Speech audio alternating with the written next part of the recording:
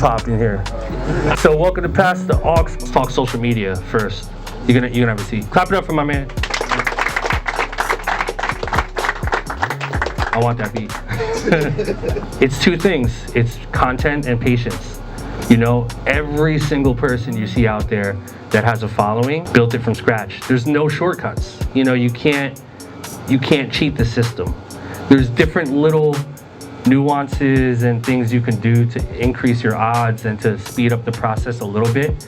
And one of those things is Facebook ads, Instagram ads, Twitter ads. Stuff like that are ways you can spend money to kind of cheat the system. The only way, and I believe this will be forever, is the only way to really build a true following and authentic fan base is by just building them one by one and having the patience to do it. Good way to, you know, kind of get an idea of if people will like your track is by just putting it on SoundCloud, right? So like, I'm a huge advocate of just putting your shit out, testing the waters and seeing how stuff performs.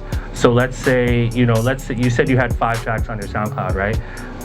Total, and you said this is performing top 3 out of every song on the page, or only on the project now? On the project. Now. Again, I think SoundCloud is the perfect way to test records out. So if you have a track or a beat or a song and you're kind of iffy on it, you want to know if this is like the one, put it on SoundCloud and leave it up for a couple months and see how it performs compared to your other stuff. Because a lot of times people will repost and share stuff that they like, and that's what I really like about SoundCloud is it's very authentic in the fact that people will share it if it's good, and it's not as political as like some of these other platforms with the playlists and shit. So you get a really good sense of like if a song is actually like good or not, or resonating with people. So I would recommend that to you guys, is putting your shit on SoundCloud. Don't be afraid to put it up. Give people an inside look into your world. You know, that's a great way to get people to start investing in not only the music, but just becoming like a real fan and wanting to support you guys. Like, it doesn't just have to be a man, just like anybody. Anyone who wants to help you. I love that question. I think, you know, when you get to that point where you're looking for help or you're looking for some kind of, you know, just a person to come in and help you out, whether it's a manager or an A&R or an attorney, whatever it is, I think just based off of my experience, part of it is intuition and part of it is working with people that you know really, really believe in you. I think it's important to have people working with you that like really, really, truly believe in what you're doing. When you have a manager or someone working for you who believes in you, it's a lot easier for them to sell your product to people. It's a lot easier for them to maneuver and not say the wrong thing or fuck people over, because they really fuck with your music and they got your back. You know what I mean? They really want you to thrive. And I think those are important qualities to a good manager or someone who's working for you who can really be able to maneuver for you. If you combine that with someone who does have industry contacts and someone who is good with people and is a people person and is very likable, those are all amazing things, and those will help you a lot. If I was a rapper, the first thing I would do is find one producer, or like a handful, but I would start with one. Find one producer who I can create chemistry with and really just bring that person in to help me take my craft to the next level. If you're not producing your own stuff, there's no reason why you should be going to YouTube for beats. You know what I mean? So I think step number one, I think, to really elevate, to go from here to here, is try to go out of your way to find one producer who really believes in your music, someone who's willing to put the time in with you, and you guys can really just invest in each other and grow together. And you need someone who can produce you. You know what I mean? Pause. Like someone who can come in and help you with your song arrangements and have ideas for song structure, and someone who can engineer your songs. I mean, that person would be a godsend if I was a rapper. You know what I mean? Just a producer who can track my vocals, make the beats, mix them, master them, help me put them out, feed me ideas. You know, that's someone you want to partner with and look for. So I think that'd be interesting. I think putting some energy into finding someone who could really invest in you, it would be a good next step, I think.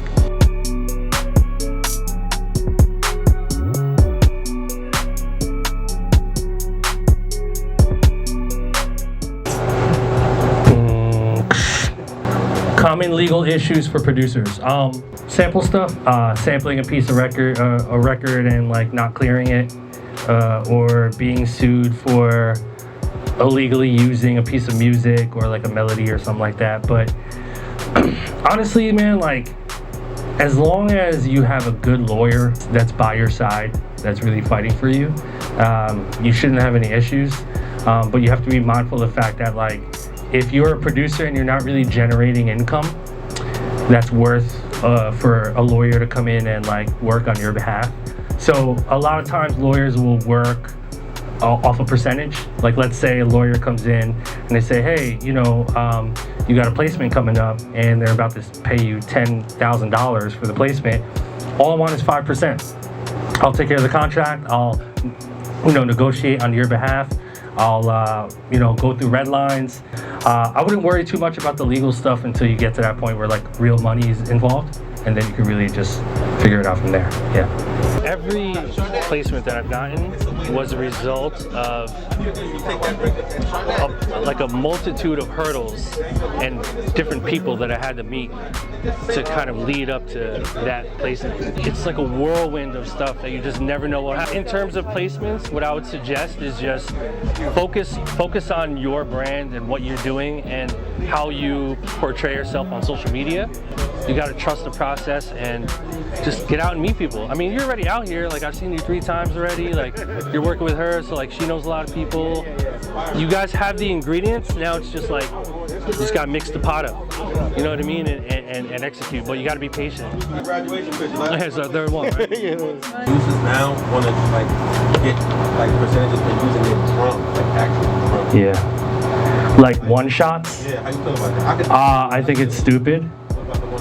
I think one shots is level playing field. Yeah. Like, as I'm such an advocate for the music production community, so I think we're moving backwards if we try to attack each other. Oh, you used my one shot snare, so I need publishing on that. Like, no, this is a drum sound that came from somewhere else. You're selling it as a non-exclusive drum pack. This is a standard that we created as a community. So why are you gonna go in and disrupt that for everybody? You know what I mean? So I don't agree with that particular, you know, inquiry or whatever, but I don't know. I think it won't really turn into anything. I don't think yeah, I mean, if you make a melody and you compose it and it's your melody, you deserve credit, you deserve publishing, you deserve all that stuff. Now, if you're a producer and you're putting sample packs out non-exclusively because you just want to generate income from selling packs, fine. But you're shooting, in my opinion, you're shooting yourself in the foot by doing, you know, non-exclusive packs, because if Joe Schmo samples your loop and they bought it for $20 and it ends up on Drake's album, you're gonna feel a way about it. So, and that's just motivated by just making money. You guys have fun tonight? Yeah. Fun, man. I'm so honored to have done this with you guys, man. Like I said, you know, I'm from Jersey. I rep Brooklyn, though, you know. But Da Vinci, don't forget about me. I'm repping Brooklyn now. But yeah, no, I'm happy to be back in Jersey. It's where I'm from. You know, it's my home state. To be able to see so many different types of tracks and cultures and different sounds come from Jersey, it just feels really good.